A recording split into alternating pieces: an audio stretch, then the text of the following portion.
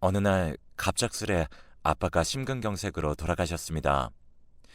전날까지만 해도 분명히 아무 증상도 없었던 것 같은데 마른 하늘의 날벼락도 아니고 왜 우리 아빠에게 그러한 일이 생겼는지 하늘이 원망스럽기만 했습니다. 세상의 가족이라고는 우리 네 식구가 전부였는데 항상 든든하게 우리를 지켜주시던 아빠가 우리 옆에 없다는 것이 도저히 믿기지가 않았어요. 우리 아빠는 세상에 이런 사람이 또 있나 싶을 정도로 정말 좋은 분이셨거든요. 그렇기에 많은 분들이 문상을 와주셨습니다. 장례식장에서 눈물을 머금으며 제가 엄마에게 물었어요. 엄마, 그래도 할머니한테는 연락해야 하지 않아? 그렇잖아도 엄마가 연락드렸어.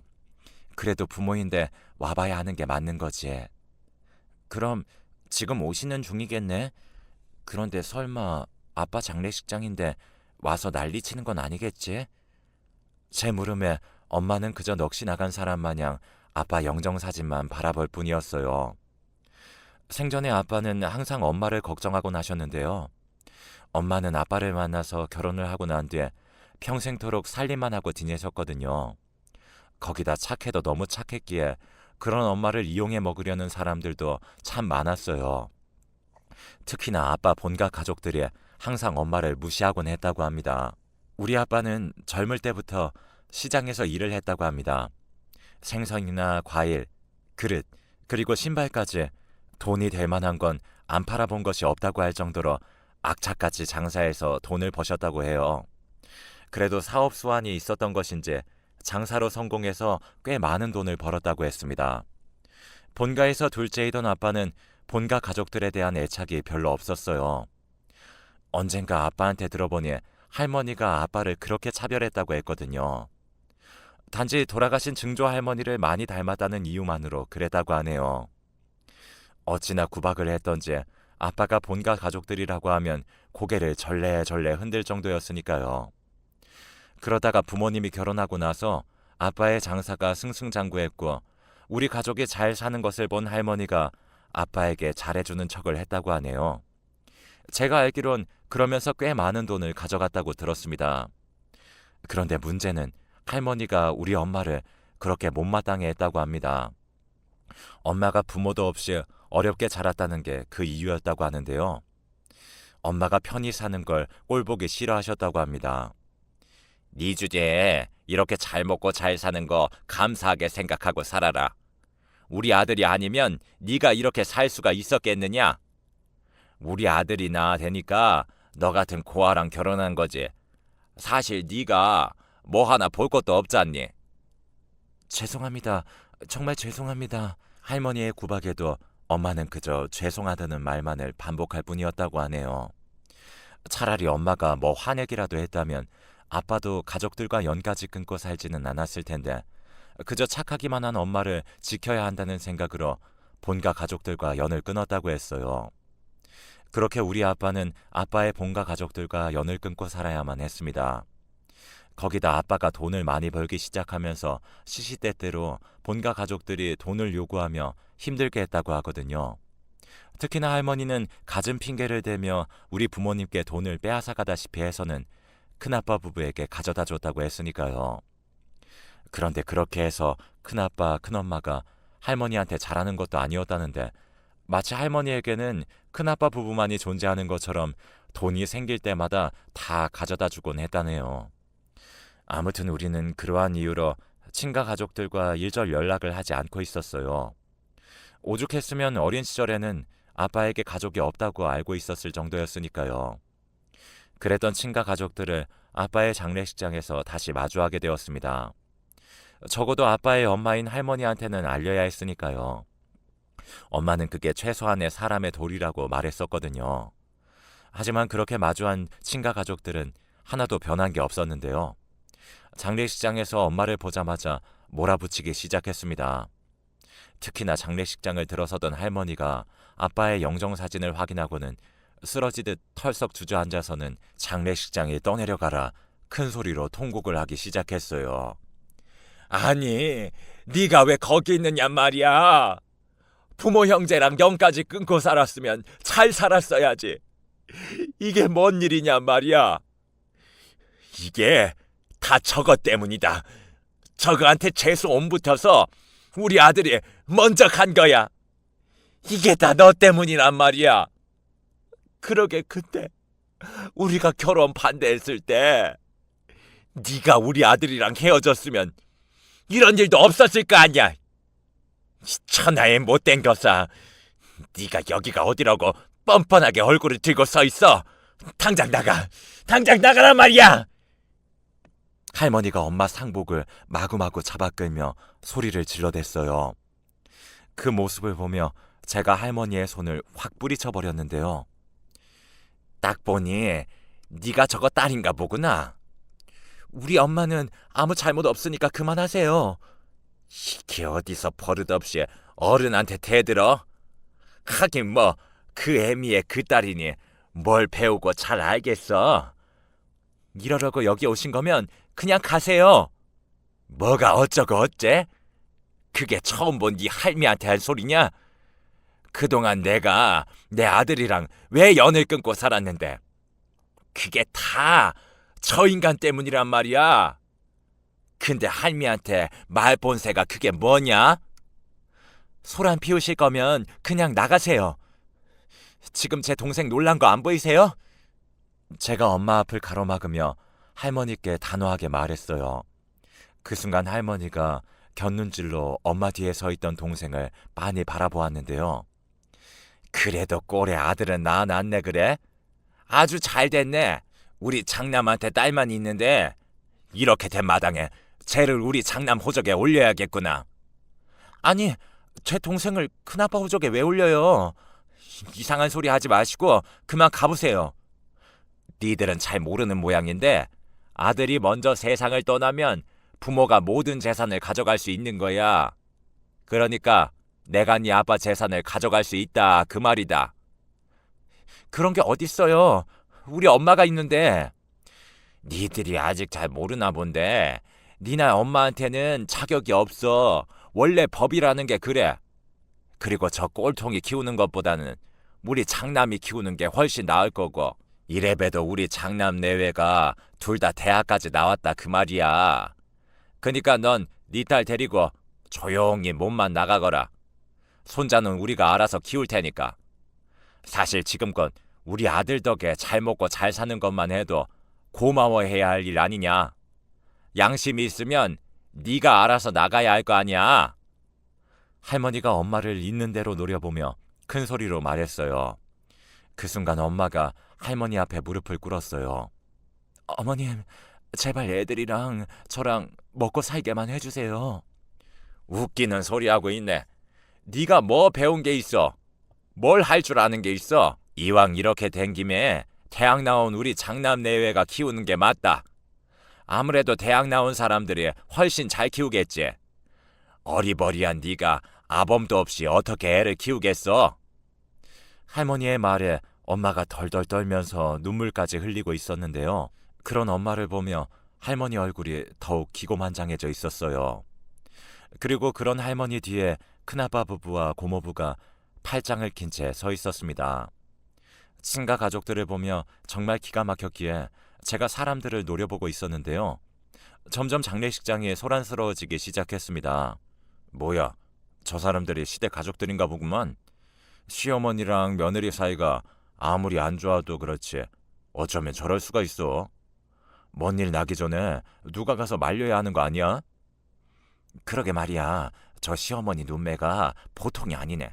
살기가 가득해 보이는구만. 근데 저러다 자식이랑 남겨진 재산 전부 시어머니한테 다 빼앗기는 거 아니야? 다들 놀란 채 한마디씩 하고 있었어요. 그런데 그 순간 아빠 친구 두 분이 우리에게 걸어왔어요. 안녕하세요. 저는 상철이 친구입니다. 어머니께서 많이 화가 나신 건 알겠는데 가족분들이 지금 여기서 그러고 계시면 떠난 사람한테 예의가 아닌 것 같네요. 조금만 진정해 주시겠어요? 지금 재수 씨도 많이 놀라 있어서요. 할머니가 곁눈질로 주변을 살펴보더니 갑자기 통곡을 하기 시작했어요. 할머니의 연기는 연기자 저리 가라였는데요. 통곡을 시작하자마자 눈에서 금세 눈물이 흘러내렸거든요. 그렇게 장례식 내내 우리는 껄끄러운 친가 가족들을 마주해야만 했습니다. 친가 가족들은 한자리에 모여 앉은 채 우리를 보며 계속 수군거리고 있었어요. 아무래도 뭔가 어마어마한 짓을 꾸미는 듯해 보였어요. 그 모습을 보며 제가 걱정스레 엄마에게 물었어요.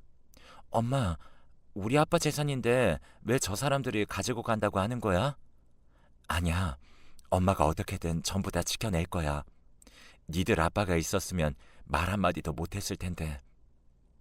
엄마의 얼굴에는 근심이 가득해 보였습니다. 역시나 장례식이 끝나자마자 친가 가족들이 본색을 드러내기 시작했어요. 이거 어차피 우리 아들 이름으로 들어놓은 것이니 내거나 다름없지 않겠냐? 그러니까 가지고 가마. 그리고 그때 내가 말한 거 말이다. 우리 아들이 남기고 간 재산이랑 손자 문제는 빨리 매듭짓게 준비하고 있거라. 라며 부의금 들어온 것을 몽땅 챙겨갔습니다. 그리고 멀어져가는 친가 가족들의 뒷모습을 보며 엄마가 큰 결심을 한 듯 크게 숨을 들이마신 채 그들 뒤에서 외쳤어요. 저 어머님!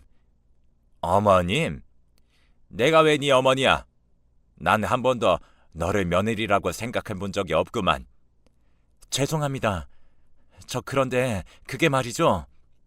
애들 아빠 친구들한테 물어보니 남편이 세상을 떠나면 아내에게 1순위로 상속된다고 하더라고요. 그래서 말인데. 그래서 뭐?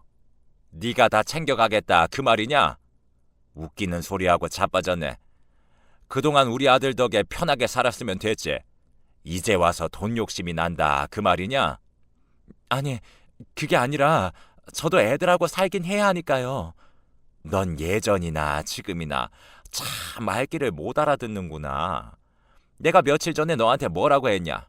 우리 손자는 내가 데려가겠다고 했잖니. 근데 왜 그런 말을 하고 자빠졌어? 어머님, 그렇게는 안 돼요.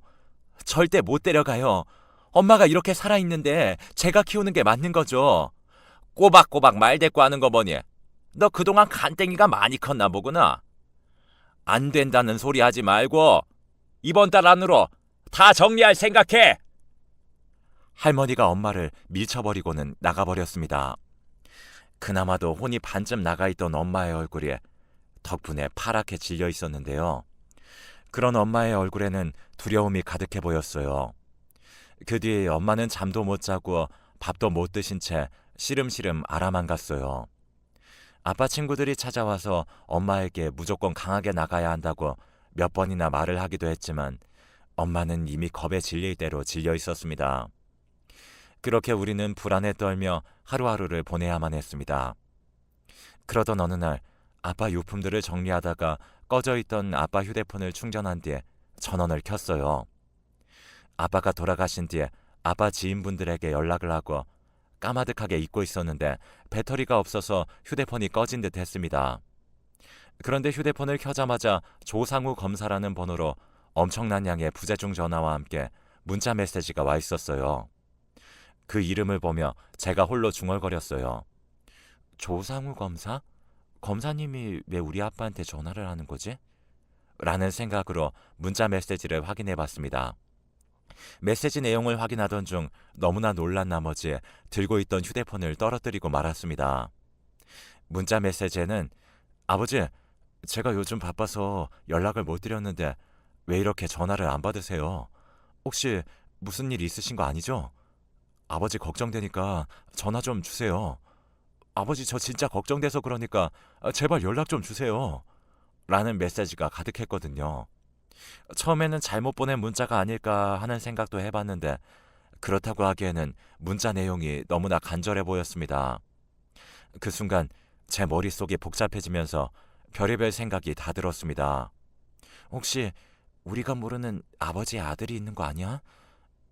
우리 아빠는 절대 그런 분이 아니셔. 우리 가족을 얼마나 사랑하고 아끼셨는데 절대 아니야. 제가 홀로 중얼거리며 고개를 가로젓고 있었어요. 들고 있던 아빠 휴대폰이 갑자기 울려대기 시작했고 놀란 제가 급히 휴대폰을 받았어요. 여보세요? 아버지, 대체 왜 이렇게 전화를 안 받으세요? 제가 얼마나 걱정했는지 아세요? 무슨 일 있으신 건 아닌 거죠? 저 누구시죠? 혹시 우리 아빠를 아시나요? 혹시 박상철 씨한테 전화한 거 맞아요?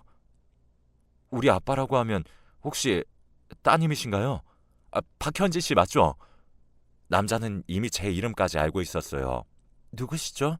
누구신데 우리 아빠한테 아버지라고 하는 거예요?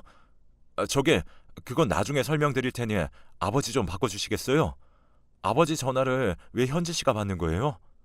아버지랑 계속 연락이 안 되고 있어서 며칠 동안 많이 걱정했습니다. 혹시 아버지한테 무슨 일이라도 생긴 건가요? 진심으로 걱정하고 있는 듯 남자의 목소리가 미세하게 떨리고 있었어요.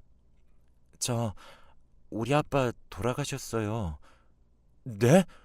돌아가시다뇨? 그게 무슨 말씀이세요? 거짓말이죠? 지금 저한테 거짓말 하시는 거죠? 당장 아버지 바꿔주세요.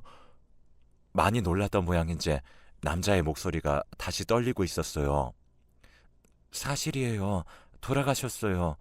이미 장례식도 다 끝났고요. 아니, 어떻게 그럴 수가 있습니까? 그럼 제가 아버지 장례식도 못 챙겼다 그 말인 거잖아요. 아버지 죄송합니다. 아버지 죄송해요. 전화기 너머에서 남자가 숨죽여 흐느끼고 있었습니다. 저 근데 누구시죠? 왜 우리 아빠한테 아버지라고 부르시는 거예요? 저기 현지 씨, 제가 지금 집으로 가겠습니다. 연락이 안 됐을 때 바로 찾아갔어야 했는데. 남자는 휴대폰을 든 채 한동안 흐느끼기만 했습니다. 잠시 뒤 눈물을 멈춘 남자가 다시 말을 이어나갔습니다. 제가 지금 바로 가겠습니다. 현지 씨의 사모님께 너무나 죄송합니다. 눈물 가득한 목소리로 말을 하던 남자가 그제서야 전화를 끊었어요. 하지만 저는 정신이 아득하기만 했습니다. 그도 그랬던 것이 그때 당시 제가 대학교 1학년이었는데요. 한꺼번에 너무나 많은 일이 일어났으니 정신이 반쯤 나갈 수밖에요. 그렇게 제가 안방으로 가서 엄마에게 물었어요. 엄마, 혹시 말이야, 조상우라는 사람 알아? 조상우? 그게 누군데? 아빠 휴대폰에 조상우 검사라고 되어 있던데 혹시 아는 사람이야? 조상우 검사? 아, 조상우 검사. 엄마의 눈빛은 초점이 없어 보였어요. 며칠 동안 잠을 못 주무시고 계셨기에 더 그랬던 것 같습니다. 거기다 친가 가족들이 하루가 멀다 하고 쫓아와서는 집안을 쑥대밭으로 만들어 놓곤 했거든요. 그랬으니 엄마가 정신줄을 놓을 수밖에 없었어요. 하지만 엄마는 그 여리디 여린 마음으로 그런 친가 가족들에게 우리를 지켜내기 위해 많은 노력을 하셨어요. 처음으로 친가 가족들에게 나가라고 소리까지 질렀을 정도였으니까요. 동생과 저는 엄마가 그토록 화를 내는 모습을 처음 봤던 것 같습니다. 물론 대학생이던 저도 엄마 옆에서 친가 가족들을 봐왔었지만 막무가내인 친가 가족들 앞에서 하루하루 지쳐갈 수밖에 없었습니다. 그런 와중에 기억이 나는 건지 엄마가 홀로 중얼거리셨어요. 알지. 조상우도 네 아빠 아들이야. 그러고 보니 상우한테 연락도 못했구나. 뭐? 아들? 엄마 그게 무슨 말이야? 아들이라니. 그럼 아빠한테 숨겨둔 자식이라도 있었단 말이야? 숨겨둔 자식은 아니고 그냥 있어. 네 아빠 아들. 엄마가 다시 중얼거리다가 자리에 누운 채 입을 다물어 버렸어요. 그런 엄마에게 뭔가를 물어본다는 것조차 무리라는 생각이 들었기에 홀로 거실에 앉아 아빠 휴대폰만 뚫어져라 바라보고 있었는데요. 잠시 후 초인종이 울렸고 인터폰을 보니 얼마나 울었던 것인지 눈이 퉁퉁 부은 한 남자가 서 있었어요. 저게 혹시 아까 전화 주셨던... 예, 제가 조상우입니다. 남자는 검정색 정장을 차려입고 있었는데 그 와중에도 정장이 참 잘 어울리는 사람이네 라는 생각이 들 정도로 말끔하고 단정해 보이는 그런 인상이었습니다. 그런 남자를 보며 제가 조심스레 문을 열었어요. 죄송합니다. 그동안 아버지가 제가 어떻게 해주셨는데 제 아버지 장례식도 못 챙겼네요. 저는 세상에서 가장 나쁜 놈입니다. 집안에 들어서자마자 남자가 무릎까지 꿇은 채 통곡을 하기 시작했어요. 남자의 울음소리가 어찌나 애달프던지 남자의 어마어마한 슬픔이 제게도 고스란히 느껴질 정도였습니다. 남자의 울음소리에 동생이 방에서 나와 놀란 듯 바라보고 있었는데요. 중학생이던 동생의 눈에 두려움이 가득해 보였어요. 누나, 누구야? 어, 아빠가 알던 분이시래. 넌 방에 들어가 있어.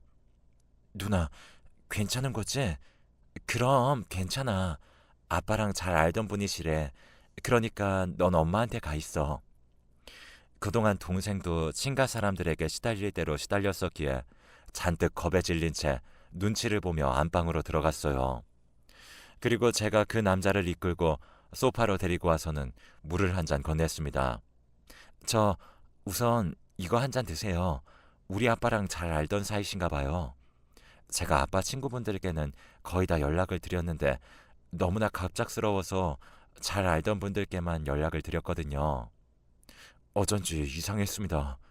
라고 입을 뗀 남자가 제게 믿을 수 없는 말을 하기 시작했어요. 사실 제가 땡땡지검 검사로 일하고 있습니다. 근데 요 몇 달 바빠서 아버지께, 그러니까 현지 씨 아버님께 연락을 못 드렸어요. 사건이 워낙 많았거든요. 근데 며칠 전 꿈에 아버지가 나타나셨어요. 저한테 상우야, 우리 아들 잘 커져서 고맙구나. 훌륭한 검사가 되거라. 라는 말씀을 하시는 게 아니겠어요. 그게 잠에서 깼는데 꿈이 너무나 생생한 거예요. 그래서 아버지께 계속 전화를 드렸는데 아마도 아버지가 제게 마지막 인사를 하고 떠나신 것 같네요. 제가 궁금해서 그러는데 우리 아빠가 검사님은 어떻게 아시는 거예요? 엄마한테 물어보니 엄마도 아시는 분 같긴 하던데. 아주 오래전 일인데 아버지가 운영하시던 가게에서 제가 신발을 훔쳤거든요. 아버지 가게에서 신발을요? 네. 그때 당시 저는 할머니의 할아버지랑 같이 살았는데 생부란 사람은 저를 두 분께 맡겨둔 뒤 몇 번 찾아오지도 않았고 생모라는 사람은 얼굴 한 번을 본 적이 없었으니까요. 그렇게 사는 게 힘들 수밖에 없었어요. 그러다 어느 날인가 낡을 대로 낡은 제 신발을 보고 한 친구가 놀려댔어요. 하지만 집안 형편을 뻔히 알고 있었기에 할머니 할아버지께 신발을 사달라는 말도 못하고 있었거든요.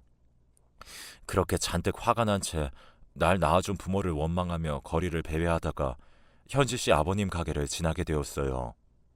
그때 가게 안에 사람이 꽤 많이 있었는데 제가 그만 나쁜 마음을 먹고 말았습니다. 몰래 운동화 한 개를 가지고 나와도 아무도 눈치를 못 챌 것 같았거든요. 그렇게 가게 안으로 들어가서 이리저리 눈치를 보다가 운동화 하나를 집어서 가게 안을 빠져나오려고 했는데 현지 씨 아버님께서 이미 다 보고 계셨다는 듯이 제 팔을 꽉 붙잡았어요. 그때 생각이 나는지 말을 하던 남자가 잠시 말을 멈추고는 긴 한숨을 내쉬었어요. 그리고 남자가 그때 상황을 자세히 말해줬는데요. 고등학생이던 남자의 팔을 꽉 잡은 아빠가 남자를 데리고 창고 같은 곳으로 데려갔다고 합니다. 아빠의 손에 이끌려가던 남자의 머릿속에 복잡하기만 했다는데요. 경찰서에 가게 되면 우리 할머니 할아버지 불쌍해서 어쩌지? 라는 생각부터 학교에까지 다 알려지겠지? 라는 생각까지 별의별 생각이 다 들더랍니다. 그런데 창고로 남자를 데리고 들어갔던 아빠가 한동안 남자의 낡은 신발을 뚫어져라 바라보다가 너 신발 사이즈가 어떻게 되냐? 라고 묻더라고 합니다. 몰라요. 이놈아, 그럼 신발 사이즈도 모르고 그냥 막 들고 가려고 했어? 잠깐만 기다려봐. 아빠가 남자의 발을 유심히 바라보다가 신발 몇 개를 꺼내들었어요. 자, 이거 신어봐라. 이걸요? 아이고, 신어보라면 그냥 신어봐. 아빠가 남자에게 억지로 신발을 신겼다고 합니다. 이게 딱 맞는구나. 잠깐만 기다려봐라. 그리고 이것도 가져가거라. 저는 돈이 없는데요. 괜찮아. 너도 봤다시피 오늘 아저씨네 가게 장사 엄청 잘 됐거든. 그냥 받아둬라. 그 대신 너 나랑 약속 하나만 하자. 앞으로는 절대 이런 짓 하지 않겠다고 말이야. 남자가 말이야, 자존심을 지킬 줄 알아야지. 도둑질이 뭐냐 이놈아. 얼굴은 멀쩡하게 생겨서는. 그 말에 남자가 흐느껴 울기 시작했다는데요. 뭐야, 거기다 울보구만. 울보, 너 밥은 먹었어? 가자. 나도 아직 저녁 안 먹었는데 같이 국밥 한 그릇 먹자꾸나. 저 앞에 저 국밥이 아주 기가 막히거든. 그렇게 아빠가 남자를 끌고 국밥집에 들어가서 국밥까지 한 그릇 먹여서 보냈다고 하는데 남자를 보내기 전 아빠가 한마디를 더 하셨다고 하네요. 너 앞으로 배고프고 그러면 어디서 이상한 짓 하지 말고 이 아저씨 찾아와야 해. 알겠냐? 이건 사나이 대 사나이 약속이야. 라며 큰 소리로 말씀하셨다고 하네요. 그 뒤에도 남자가 아빠 가게에서 어슬렁거리고 있으면 아빠가 나와서는 가자. 그렇잖아도 너 올 때까지 기다리고 있었어. 라며 남자를 데리고 국밥집을 향했다고 합니다. 그런데 어느 날은 국밥집에 들어선 아빠를 보며 국밥집 사장님이 놀라서 물었다는데요. 박 사장, 조금 전에 밥 먹고 갔는데 왜 또 왔어? 오늘은 계속 배가 고프네요. 여기 국밥 2그릇만 주세요. 그렇게 아빠와 남자의 인연이 시작되었다고 합니다. 그 뒤로도 아빠는 남자를 계속해서 챙겼다고 하는데요. 현주 씨 아버님께서 제게 공부하라고 잔소리를 그렇게 하셨어요. 그런데 저는 그 잔소리가 그렇게 좋을 수가 없었습니다. 그때까지 누구 하나 저한테 공부하라고 말해주던 사람이 없었으니까요. 저는 지금껏 현지 씨 아버님을 제 아버지라고 생각하고 살았어요. 아버지 역시 저를 아들이라고 생각해 주셨고요. 현지 씨는 잘 모르겠지만 아버지께서 제 학비도 많이 도와주셨어요. 그렇게 미친 듯이 공부해서 결국 검사까지 됐고 말이죠. 근데 그렇게 해서 검사가 됐는데 아버지 장례식도 못 지키는 불효자가 됐네요. 남자는 다시 흐느끼기 시작했습니다. 그런 남자와 제가 서로를 붙들고 얼마나 눈물을 흘렸는지 모르겠습니다.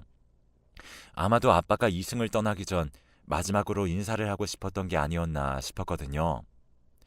검사님 말로는 평소 아빠가 우리 가족을 참 많이 걱정했다고 했어요. 현지 씨도 잘 알다시피 사모님께서 워낙 여리고 마음이 약한 분이잖아요. 그래서 아버지께서 걱정이 많으셨어요.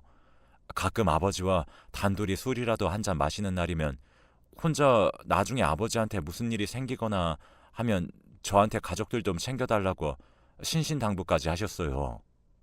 아빠가요? 아빠가 왜 그런 말씀을 하셨을까요?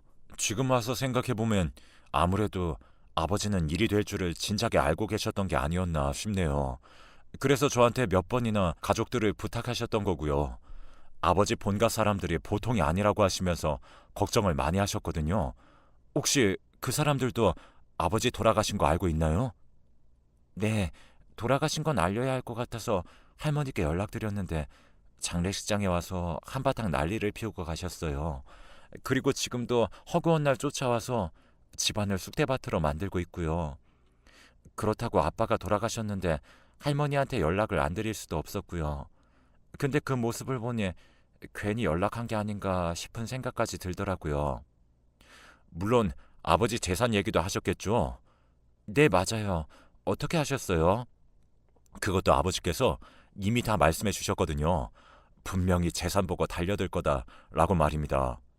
그 순간 검사님의 눈빛에 매섭게 변해 있었어요. 그리고 그 뒤에 많은 것이 변하기 시작했어요. 검사님이 친가 가족들을 만나서 다 해결해 줬거든요. 그렇게 며칠 뒤 검사님과 저만 친가 사람들을 만나러 나갔습니다.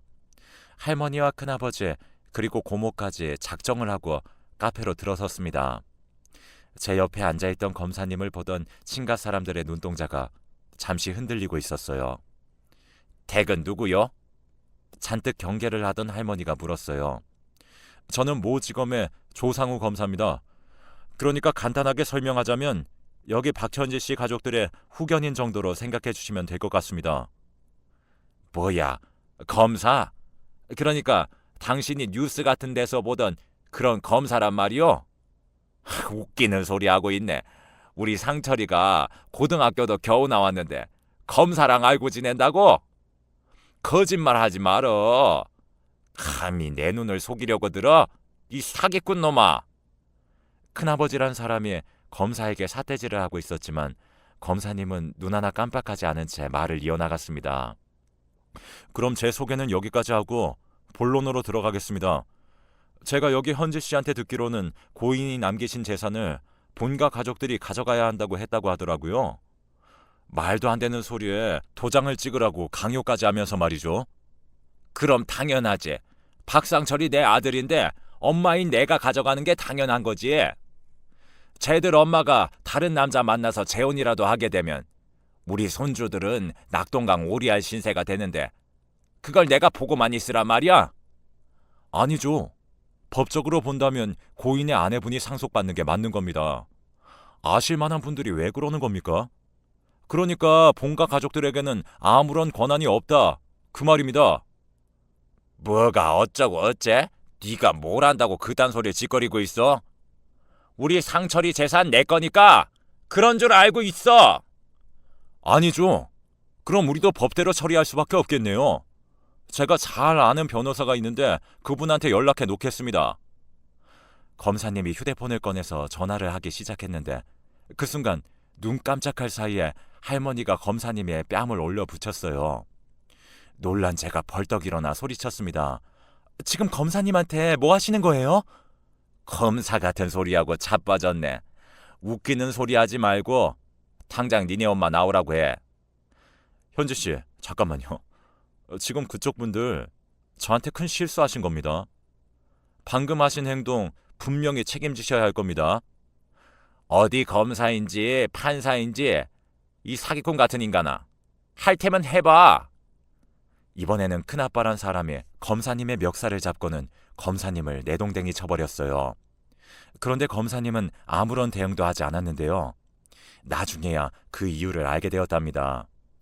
검사님이 카페에 있는 CCTV를 증거로 저에게 경찰에 신고하라고 시켰거든요. 결국 친가 사람들은 모두 경찰서로 가게 되었고 검사님이 진짜 검사인 것을 뒤늦게 알게 되고는 손이 발이 되도록 빌어대며 합의를 해달라고 했어요. 하지만 검사님은 절대 합의를 해주지 않았습니다. 그랬더니 할머니가 엄마에게 전화를 해서는 예, 내가 잘못했다. 부디 그 검사님한테 합의 좀 해달라고 해보렴. 내가 이렇게 부탁하마. 라며 빌어댔다고 하네요. 그런 할머니의 말에 엄마가 안절부절 못한 채 어쩔 줄을 몰라 했는데요. 저런 사람들은 절대 변하지 않습니다. 지금 합의해주면 앞으로 또 찾아와서 힘들게 할 거예요. 저는 절대 합의해줄 생각 없습니다.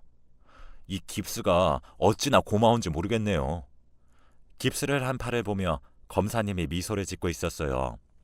사실 그날 큰아빠한테 내동댕이 쳐지는 바람에 검사님이 바닥을 잘못 짚어서 팔에 금까지 갔었거든요. 그 뒤 친가 사람들이 난리가 난 건 말할 것도 없었고요. 결국 얼마 뒤에 큰아빠는 재판에서 징역 6개월에 집행유예 2년을 선고받았다고 하는데요. 참 씁쓸하기만 하더군요. 그 뒤로 친가 사람들은 저희에게 일절 전화도 하지 않았고 오히려 검사님과 다시 마주칠까봐 노심초사하고 있다는 소리만 들었습니다. 그렇게 저는 대학을 졸업하고 취업까지 하게 되었는데요. 그 뒤에도 검사님은 우리 가족들을 항상 챙겨줬어요. 자주 만나서 식사도 하고 즐거운 시간을 보냈으니까요. 그리고 여러분들 놀라지 마세요. 저는 검사님과 결혼까지 했답니다. 아무래도 자주 붙어 다니다 보니 서로 정이 들 대로 들었었거든요. 처음에는 나이 차이가 많이 난다며 남편이 많이 미안해했는데 이미 둘 다 너무나 사랑했었기에 그런 것은 큰 문제가 되지 않았습니다. 지금 가만히 돌이켜보면 어쩌면 그때 남편 꿈에 아빠가 나타난 것이 그저 인사만은 아니지 않았을까 하는 생각마저 해봅니다. 아니죠. 어쩌면 남편이 아빠 가게에서 신발을 들고 나가던 그때 아빠는 이미 남편이 아빠의 사이가 되리라는 것을 알고 있었던 것은 아니었을까요? 지금 우리 가족은 그 누구보다 행복하게 잘 살고 있습니다. 오늘따라 아빠가 너무너무 보고 싶네요.